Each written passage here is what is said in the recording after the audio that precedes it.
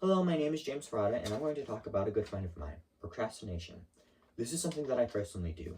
One of the things that I have noticed for me, at least, is that it definitely gets worse as the year goes on. I think this is because I slowly start to burn out as the year passes, and I don't feel like doing the work anymore. But I'm working very hard to fix that and reduce the amount of procrastinating that I do, as I'm getting pretty tired of scrambling to get my work done at the last minute. And especially those sleepless nights. I also know that there are a lot of procrastinators out there that could just use some help. My brother's a prime example of someone who puts things off until the very last minute, which I know has messed up his sleep schedule. Anyways, procrastination, like many of us knows, is putting things off until the very last minute, even though we know that there can be very negative consequences. So I hope to explain why it is bad to procrastinate and try to persuade you to start using some of these techniques to help you stay focused and to help get things done. Or you could just simply quitting procrastinating, like my brother always says. But again, that doesn't really improve anything. So, what exactly is procrastination other than just putting things off?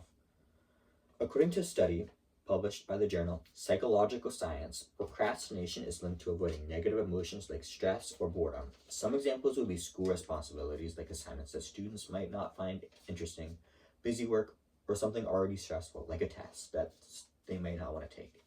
There are also job responsibilities like filling out paperwork, sending emails to someone you might want to send an email to, cleaning up your mistakes or someone else's mistakes, or just, doing physical labor. And of course, there's just the stuff that feels really overwhelming, like house chores as well as yard work. And to continue on with this train of thought of housework and chores, the same study,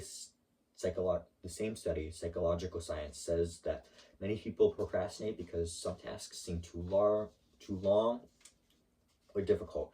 So when starting a large project, it can feel almost impossible to start or just simply continue on. And when people wait too long, the work piles up and it becomes way more stressful than it really needs to be.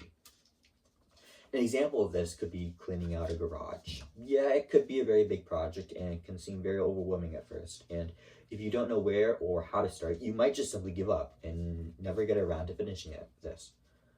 And this is because starting something is usually the hardest part. And once you begin, it will often get easier to keep on going. And I don't really think I need to list any more examples. You probably can think of a really good personal one that you have and then apply the same sentiment to this. Procrastination affects students, workers, and really anyone with any type of responsibility. So most of the human population is dealing with this in some way, which is really unfortunate for us. According to the American Psychological Association, procrastination can increase stress, lower performance, and lead to feelings of guilt. And it can also negatively affect a person's mental health because it can create a sense of anxiety and helplessness. Since, time keeps on moving and deadlines are not going to wait for someone to delay their work. Another important thing to keep in mind is that waiting until the last minute can actually lead to a lower quality of work because there is less time to research, think, edit, and chronic procrastination is usually linked to higher levels of stress and poor time management. Going along with the poor time management, procrastination can actually waste time.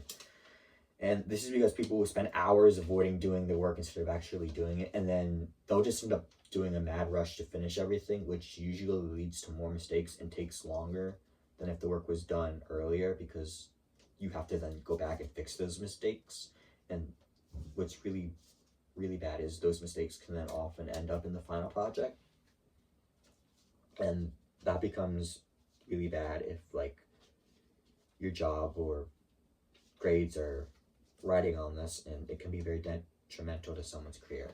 Plus, stress over time is not good for your health, especially your heart. So, having less stress in your life is definitely a good thing.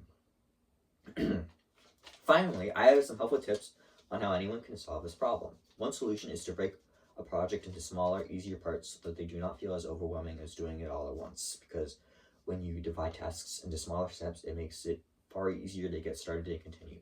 But you need to make sure that you don't procrastinate you don't put off those easier parts, or you'll still be technically procrastinating. Another thing that you could try is using a timer, like working for 25 minutes and then taking a short break. This is called the Pomodoro technique, and this helps people stay focused and avoid burnout. But this only works if you don't take overly long breaks. You could also then set a deadline for yourself earlier than the real due date, so you're not rushing at the end. And then, in my personal opinion, the two most helpful tips are removing distractions by putting your phone away, turning off notifications while working, since this can then motivate you to finish your work so that you can get back to your phone. And as we all know, there's research that shows that social media contributes to procrastination because it's designed to keep people engaged for longer periods of time, causing them to spend way more time scrolling instead of actually focusing on tasks. Another helpful strategy is to do the hardest part of assignment first, so then everything else kind of just feels easier afterwards. But you need to make sure that you don't give up on the hardest part, because if you give up, the work's gonna pile up and then you'll end up procrastinating anyways. But as I said, this works best when you remove distractions, as I've already stated.